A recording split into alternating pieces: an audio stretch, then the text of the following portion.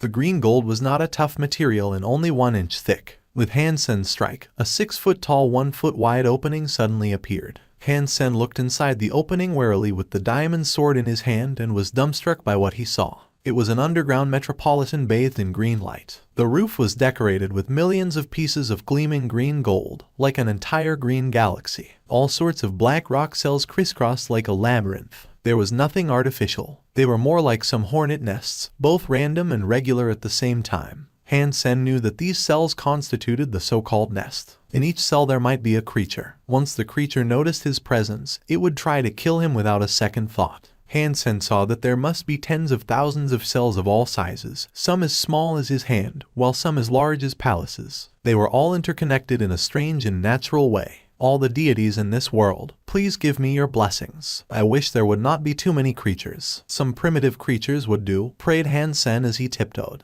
Although there was enough space for him to fly across the nest, Han Sen did not plan to use his wings. When he flew up, all the creatures could see him clearly and would potentially attack him in groups. It was not like the roof was so high he could avoid all the attacks, so Han Sen decided against that. Could this nest be empty? Maybe all the creatures had left. Han Sen wondered. It should not be. According to what I read, unless the egg is broken, the nest will continue to breed new creatures. Since the wall was still intact, I don't suppose anyone has been here. So, the egg must still be here as well. How come there is no creature? Han Sen did not dare to relax. Although it seemed everything was going well, he still remained alert. Every time he passed a cell, Han Sen would always stare at it, in case a creature would catch him off guard. However, after seeing tens of thousands of cells, he did not see a single creature. It seemed the nest was really empty. This is so weird. Bang! Suddenly the cell was knocked open by something and collapsed. A figure rushed out of the cell, a humanoid creature. After seeing the figure, Han Sen suddenly grasped the diamond sword tighter. Normally speaking, a humanoid creature was very likely to be a sacred blood one. The creature was a skeleton that looked like it was made of white jade. Between its bones, there were no gaps like an ordinary skeleton. With these extra links, it was extremely flexible. On the skeleton's bones there were many black patterns, and in its hands were a pair of black daggers. Gears. Han Sen was surprised. The humanoid creature had its own gears, which were 2 daggers instead of 1, which meant the creature would not be easy to deal with. The skeleton turned to face Han Sen. Its eyes were not hollow but contained a pair of white eyeballs. Staring at Han Sen, the skeleton slowly approached him. In the beginning, it was slow. Gradually it became faster and faster. In a dozen steps, it swirled to Han Sen's face like a storm. One of the black daggers were at Han Sen's throat in a sudden. At this point, Han Sen was certain that the skeleton was a sacred blood creature. He did not fear it. Swinging the diamond sword, he was about to stop the dagger. The daggers were short, so Han Sen's blow would definitely knock them away. However, the moment the diamond sword was about to hit the daggers, the skeleton twisted in an impossible way and took back its dagger. With a swing, the skeleton's other dagger almost came between Han Sen's brows. Han Sen could almost feel the coldness of the blade through his armor. Ding! Han Sen summoned the 3-blade harpoon in his left hand and blocked the dagger in his face. In the next moment, while the skeleton had it back toward Han Sen, it quickly twisted his arm backward and stabbed at Han Sen again. The suddenness took Han Sen at a disadvantage. He did not have time to take back his sword or swing the harpoon. Whoosh! Han Sen used the sparticle and made a crucial step, dodging the dagger by a hair. The phantom ant armor was still scratched by the tip of the dagger and left with a shallow mark. Han Sen was shocked by how sharp the daggers were. Instantaneously, the other dagger in the skeleton's hand came from another incredible angle. Han Sen was also a master at short blades like these, but he had never seen someone could use these weapons in such a fascinating way. The skeleton's movements were as if they were all wrong. He could never predict the skeleton's next move, which made him feel very uncomfortable. It was like a musician hearing a song with all the wrong tempos. In addition, the skeleton was incredibly fast. Its attacks were almost continuous, making Han Sen almost desperate. This kind of close combat made the diamond sword a burden rather than a help. Han Sen did not even have time to put down the sword, because the skeleton's strikes were dazzling. The skeleton's footwork and dagger skills left Han Sen in a huge disadvantage. Suddenly, he was injured in the chest. If it were not for the sacred blood armor, Han Sen would have been dead by now. With goosebumps all over his body, Han Sen summoned Meowth, which turned into a black tiger and threw itself at the skeleton. The White Jade Skeleton almost glided on the ground, moved away from the tiger and stabbed at Meowth with its dagger. Meowth turned back and snapped at the skeleton, which quickly took back the daggers and moved away. With its back toward Meowth, the skeleton turned its arm around in an impossible angle and stabbed at Meowth's stomach. Hansen seized the opportunity and slashed the sword at the skeleton, his other hand grasping the harpoon to block the attack toward Meowth. Fighting a man and a cat, the White Jade Skeleton still seemed effortless and constantly made threatening attacks at Hansen and Meowth. Very soon, Hansen discovered that it was not a great idea to summon Meowth, as the skeleton actually used its miraculous footwork to confine their movements. This creature is rogue, Hansen cursed secretly. When Meowth was attacking the skeleton, he quickly ran away. At this point, both he and Meowth were injured, while the skeleton remained unharmed. There was no point in continuing the fight. Hansen decided to retreat and think of a different method. Luckily, Meowth was distracting the skeleton so that Hansen could run far enough before he took Meowth back. The White Jade Skeleton would not leave Hansen alone and quickly ran after him. Hansen did not dare to hesitate anymore and dashed toward the path where he came from. The skeleton would not give up. It was even faster than Hansen. With Meowth's help, Hansen retreated while fighting, eventually arriving at the broken wall. Hansen quickly crawled through the opening, and the skeleton followed him. Drop dead, Hansen was happy to see the skeleton moving into the narrow path, where its footwork would no longer work that well. Hansen quickly drew the Beetle Knight's spear and stabbed it at the skeleton. In such a small space, a longer weapon was a lot better than a shorter one. The skeleton's daggers could not even reach Hansen, and the skeleton had nowhere to hide. It had to cross the daggers in front of its chest to block the incoming spear. However, Hansen's spear carried a strong spinning force, and the skeleton failed to stop it. Hansen thought he must have been successful, but the skeleton quickly glided back like a phantom, faster than Hansen when he used Sparticle. The skeleton seemed to be quite intellectual. Knowing it would not be Hansen's match in the narrow path, it no longer tried to follow him, but chose to stay and guard the wall. Hansen had to leave the nest. He had to think of a way to get rid of this White Jade Skeleton. Otherwise he would never be able to reach where the egg was. Damn, there just happens to be a powerful sacred blood creature in this nest. Hansen felt quite upset. He quietly crept out of the nest and killed a primitive ghost-eyed bear for food. Hansen looked for a safe place in the mountains and collected some branches to make a fire. He then barbecued the primitive ghost-eyed bear, the paws of which were delicious. However, Hansen's thoughts were on how the White Jade Skeleton fought. The skeleton had incredible techniques with the daggers, which mimicked assassination skills in a way that the opponent would not be able to predict any attack. Hansen could tell that these techniques were still somewhat different from assassination. It was purely technical and did not leverage the opponent's psychology. Using these techniques, the skeleton created a kind of disorder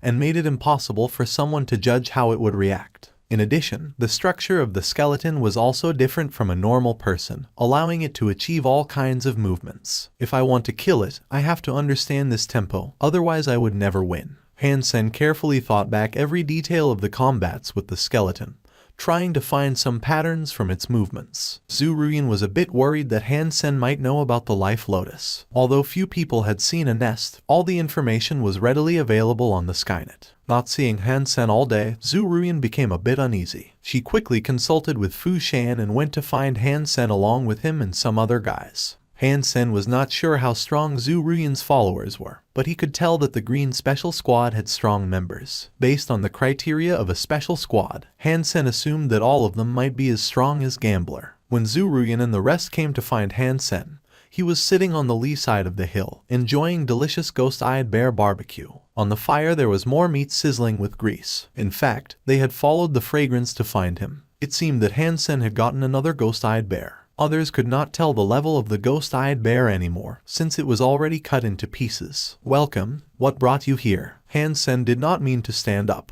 He continued to chew on the BBQ meat and licked his fingers once in a while. Others were very much tempted by the barbecue. Although they each got some meat from the mutant ghost-eyed bear purchased by Ruan, it was only a small piece. Most of the meat was kept as their food reserve. For people who had not tasted meat for a year, the small piece only triggered more greediness. Seeing Hansen eating away, they all could not help swallowing. Ruan saw that Hansen was still here and felt much more relaxed. Everything would be fine if Hansen did not enter the nest. Hansen, we came to talk about buying more ghost-eyed bear meat. You should know that the ghost-eyed bear would not last very long with so many people in the group. Ruan smiled and said. She was only trying to tempt Han-sen to kill more mutant ghost-eyed bears. Han-sen pondered and replied, "That is not easy. I hunted again today and did not find any chance to kill a mutant ghost-eyed bear, so I had to kill a primitive ghost-eyed bear. How much will you pay for a primitive one?" Ruan did not really need the meat, and a primitive ghost-eyed bear would be useless to her. She smiled and said, "We've all witnessed your ability. It is so easy for you to kill a mutant ghost-eyed bear. Now don't be humble. So how much do you want for a primitive ghost-eyed bear?" "Same price," Han-sen said, not even thinking. "That makes absolutely no sense. A mutant ghost-eyed bear for a mutant beast soul. So why is a primitive ghost-eyed bear also worth a mutant beast soul? What I'm selling is meat, so it does not matter whether it is primitive or mutant. Same price, take it or leave it.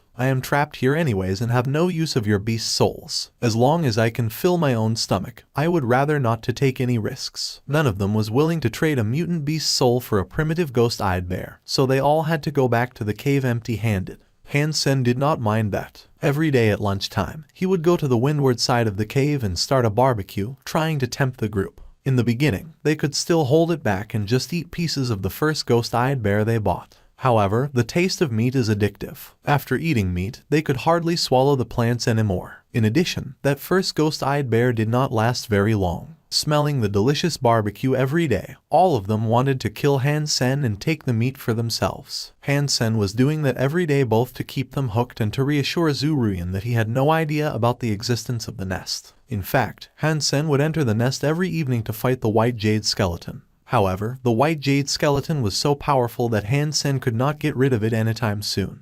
In the process of fighting the skeleton, Han-sen gradually became familiarized with its dagger skills and footwork. He was obsessed with finding a way to beat the skeleton. Han-sen had set up his barbecue every day near the cave for half a month. Eventually, someone came to him. It was Fu-shan instead of Ruan. He was alone, too. "For a ghost-eyed bear," said Fu-shan and transferred a mutant beast soul to Han-sen. Taking a look at the mutant beast soul, which was a spear, Han-sen smiled and said, "No problem. Tomorrow morning I will deliver the ghost-eyed bear to you." Fu-shan nodded but did not leave. He sat down next to Han-sen and said quietly, "I am not sure if you are in the special squad. Either way, since you have come here, you have to rely on the Starry group's rescue team to go back. To that end, try not to piss off Ruan too much." Han-sen did not completely antagonize Ruan also because he knew that he would be putting the Green Special Squad in an awkward position, which would probably lead to consequences when Han-sen got back to the Alliance. Although the Special Squad was a military organization,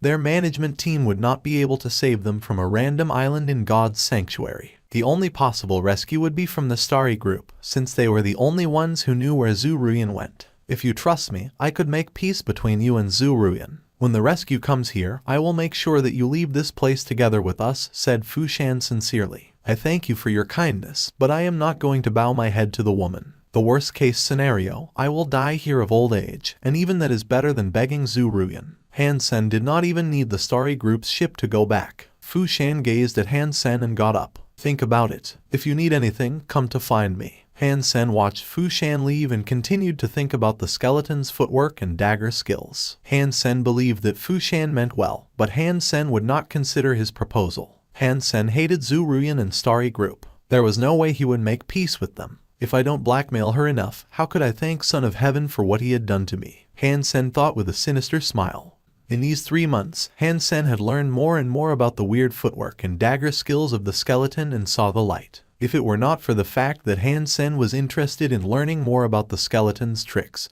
he could have killed it half a month ago. At this time, Han-sen had fully grasped all the tricks the skeleton had. It was time for him to kill the skeleton and break the egg. In darkness, Han-sen once again sneaked into the nest and was greeted by the skeleton's attacks per usual. Different from what happened in the past, Han-sen did not plan to retreat this time. He seized his 3-blade harpoon and calmly stared at the incoming skeleton. Han-sen now knew everything about the footwork and dagger skills of the skeleton. As the dagger almost reached him, Han-sen moved his feet slightly and stabbed his 3-blade harpoon from an impossible angle at the skeleton. Both Han-sen and the skeleton had an unpredictable style, but the difference was that Han-sen only had 1 weapon, while the skeleton had 2. Even so, Han-sen was still at an advantage. He knew everything about the White Jade Skeleton and felt like he could control the skeleton. Suddenly, Han-sen had an epiphany. The seemingly disordered footwork and dagger skills were actually of a unique order. It was because Han Sen's understanding of order was too shallow that he felt it was out of order. After 3 months of learning, Han Sen finally understood the order of disorder and gained a deeper understanding of rhythm and order. With this epiphany, Han Sen had greatly improved his way of thinking.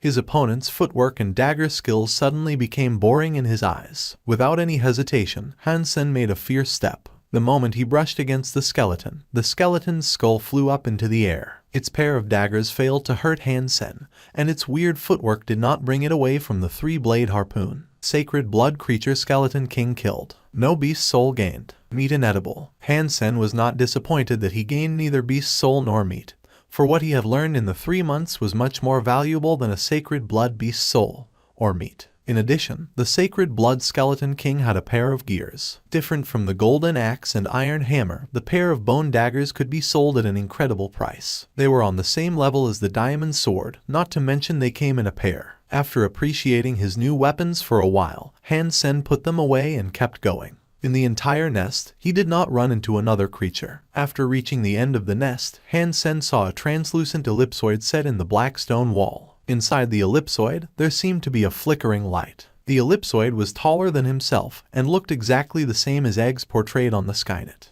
Han Sen regarded it and used the diamond sword to cut it open. Crack! The ellipsoid was cut in half and liquid like glue flowed from it. Egg broken. Identifying beast soul. The voice was different from the one after a normal kill. Han Sen did not get the beast soul directly. Han Sen had also read this part on the Skynet. After breaking the egg, the beast soul gained would be random. Although it was possible to get anything between an ordinary beast soul to a sacred blood one.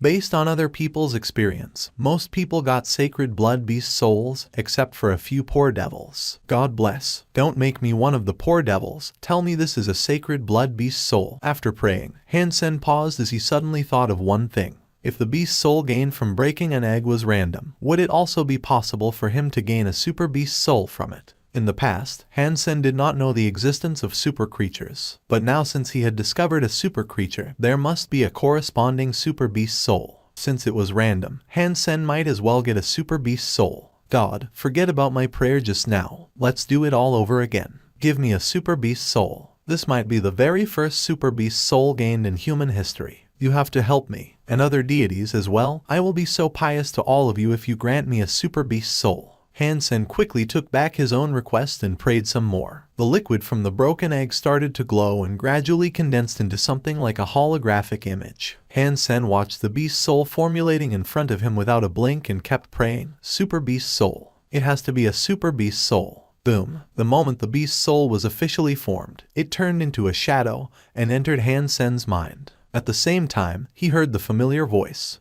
Beast soul identified. Sacred blood beast soul flame lieutenant gained. Han Sen was slightly disappointed that he did not get a super beast soul, but he understood that it was normal not to win the lottery. Sacred blood beast soul was something nice too. Han Sen summoned the beast soul he just gained. With a ball of fire, a devil-like creature appeared in front of Han Sen's eyes. It was burning with red flames and looked rather magical. Type of beast soul of flame lieutenant, aura. Looking at the 4 letters aura, Han Sen's disappointment disappeared completely. Instead, he was overjoyed. The 4 letters were simply a godsend in Han Sen's eyes. Rare did not begin to describe the scarcity of beast soul aura. Even a mutant beast soul aura could be sold at an incredible price. And that did not just apply to First God's Sanctuary. Even in Second God's Sanctuary, a good beast soul aura, even just a mutant one, would be highly popular, despite the fact that most sacred blood beast souls from First God's Sanctuary would be useless there. As long as there was an aura, all the beast souls around it would be enhanced. As far as Han Sen knew, Son of Heaven had a mutant beast soul aura. When he summoned the beast soul aura, it could improve the ability of all the beast soul within the range of 30 feet by 20%.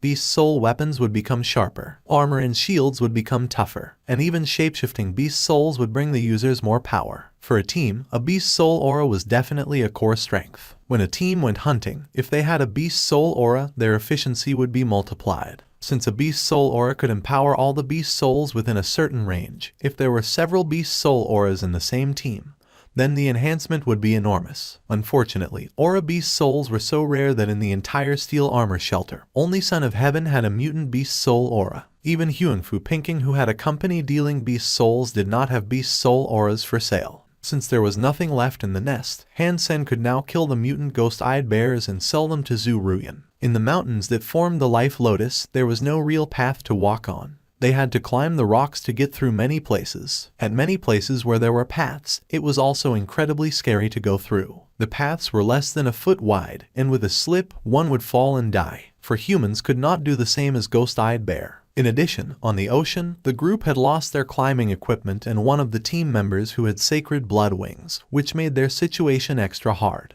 After entering the Life Lotus, they were soon noticed by the ghost-eyed bears, whose giant bodies came and went like wind on the steep cliffs. Seeing the group of ghost-eyed bears came to them fiercely, Zhu Ruyan ordered everyone to find a secure spot and get ready to fight. The mutant ghost-eyed bears posed the most threat to them, while the primitive ones were not much trouble. At this time, since most of the mutant ghost-eyed bears had been killed by Han-sen, they could cope just fine. The group of people stayed on a relatively flat platform and killed all the ghost-eyed bears coming at them. Having been holding back for more than a year, the group lashed out all their anger on these creatures. With a shrill howling from the sacred blood ghost-eyed bear king, all the ghost-eyed bears retreated instantaneously to higher mountains, leaving the group of people alone. The group continued marching ahead and killed all the ghost-eyed bears they saw. Because the mutant ghost-eyed bears were too few in numbers, they were not much of a threat. The sacred blood ghost-eyed bear dashed to them from the cliffs fiercely, its white fur gleaming like silver. Han-sen had already landed on the top of a high mountain, watching the fight while eating barbecue. He had been curious how Zhu Ruyan planned to deal with the sacred blood ghost-eyed bear. On mountains like these, there was not much room for people to move around. In order to fight a strong sacred blood creature, one would have to have sacred blood wings. As Han-sen was making different presumptions, he suddenly saw Zhu Ruyan's body turning into a giant more than 12 feet tall. She raised a fist and threw a punch at the sacred blood ghost-eyed bear. Her fist was like a sledgehammer and landed on the sacred blood ghost-eyed bear hard. The body of the sacred blood ghost-eyed bear was very strong. Unless one were to use a sacred blood weapon, one could hardly hurt it. However, with Zhu Ruyan's punch, the arms that the sacred blood ghost-eyed bear raised to defend itself were broken, after which the giant fist continued to hit the sacred blood ghost-eyed bear in its chest. Spitting out blood, the ghost-eyed bear fell off the cliff and was about to die. Zhu Ruyan, on the other hand, quickly shrank in size and turned back to herself. She looked a little pale. Han-sen was dumbstruck and did not understand what kind of beast soul Zhu Ruyan had used. Looking at her face, Han-sen did not think she could do that again. No wonder Zhu Ruyan had never given any thought to the sacred blood ghost-eyed bear, but feared the mutant ones a lot. Since she could only use the miraculous beast soul once, she could not afford to waste it on the mutant ghost-eyed bears, but had to save it for the sacred blood one. Han-sen did not have more time to think. He quickly summoned the horn bow and the mutant black stinger arrow, aimed at the falling sacred blood ghost-eyed bear, and made the shot. The black arrow went across the sky like a lightning bolt. As if it were equipped with a GPS device, it pierced the ghost-eyed bear's head through its open mouth. When Zhu Ruyan, who had perfectly utilized the power of the beast's soul, was secretly celebrating, she was suddenly dumbstruck by the arrow coming out of nowhere. She quickly looked to the direction where the arrow was from and saw Han-sen on top of the mountain with a bow in his hand. Bang! Under the cliff, the sacred blood ghost-eyed bear fell to the ground. Zhu Ruyan watched Han-sen with her eyes almost spitting fire. Since Zhu Ruyan did not hear the voice telling her the sacred blood ghost-eyed bear was killed, it was obvious that the kill was counted on Han-sen's head. Han-sen was so happy that he almost laughed out loud. It seemed that every time he stole the last kill, he would always gain a beast soul. And this was no exception. Sacred blood ghost-eyed bear killed. Beast soul of sacred blood ghost-eyed bear gained. Eat its meat to gain 0 to 10 sacred geno points randomly. What a great harvest. It's a shame that they were not hurt. There is no chance for me to kill Zhu Ruyan, Han-sen said with a sigh. Throwing a fierce stare at Han-sen, Zhu Ruyan gritted her teeth and said nothing. They went all the way to the entrance of the nest and started going down. Zhu Ruyan specifically arranged for several people to guard the entrance, so that Han-sen could not follow them inside. Han-sen did not have any intention to follow them into the nest, which he knew very well was basically empty. At this point, Han-sen had already come down from the mountain and ran away with the dead sacred blood ghost-eyed bear. Less than half a month after Han-sen finished eating the sacred blood ghost-eyed bear, he saw a fleet sailing over to the island. Each ship bore the logo of Starry Group. Han-sen did not know what Zhu Ruyan told the rescue team. One day later, the fleet left the island. Han-sen followed the fleet afar. The ships could only rely on the wind to sail and was not very fast. All Hansen needed to do was to keep the fleet in his sight. In fact, Hansen even thought the fleet was too slow. However, there was no modern technology allowed in God's sanctuary, so it was only natural the ships were slow. In nearly a month, Hansen did not run into any danger and fed on some marine creatures from time to time. As for the sacred blood marine beast mentioned by the group, Hansen had never seen it. Maybe it was scared away by the fleet. Hansen finally understood that when the group of people came here, they must have come in a similar fleet. However, they ran into a sacred blood marine beast and only one ship of the fleet arrived at their destination. And that ship collapsed in the end as well. One day, Hansen eventually saw a piece of land and felt overjoyed. When he landed on the place he saw, he realized that it was the green island the group of people were talking about. However, it was not a real island, but a peninsula connected to the mainland. On the peninsula, there was a green shelter. Hansen used the teleport device in green shelter to return to Blackhawk. It had been almost a year since he came to God's sanctuary. Hansen wondered how his friends in the Steel Armor Special Squad were doing. After returning to his dorm, all his roommates were delighted to see him. They thought that Hansen must have died in God's sanctuary considering how long he had been gone. In this day and age, this sort of thing was very common. Few people could come back after disappearing for a long time. Hansen's roommates were all sophomores and about to become juniors. However, Hansen must take the makeup assessment, the score of which would determine whether or not he could stay in Blackhawk. There were many precedents like this, so there was a rule that as long as the returning students passed the assessment, they would be allowed to continue their study. He took up his comlink and saw many unanswered calls, the majority of which were from Jai Yanran. His mother also called him many times. Zhang Denfeng, Qin Xuan, Yang Manli, Tang Zhenliu, Wang Mingmed, Huanfu Pinking, Lin Beifeng and Klili had also called him. Hansen first dialed his mother's number, and the call immediately went through. Although Luo Sulin did not know that Hansen had disappeared in the God's sanctuary, but she was quite worried since Hansen had not called him in a long time. Hansen did not mention anything about his adventure, but told his mother that he was busy with his study. He would rather hear his mother's complaints than for her to worry. After chatting with his mother for a long time, Hansen tried calling Jai Yanran. Although he knew that it very likely would not go through, he still decided to give it a shot. Indeed, her service had been discontinued. Hansen's roommates had already told him that Jai Yanran had left Blackhawk to do an internship. They said she was serving on an interstellar warship. After being enlisted, one must use a special comlink and could not use an ordinary one. So, there was no way that Hansen could reach his girlfriend. His roommates also told him that Jai Yanran had lost a lot of weight since Hansen disappeared.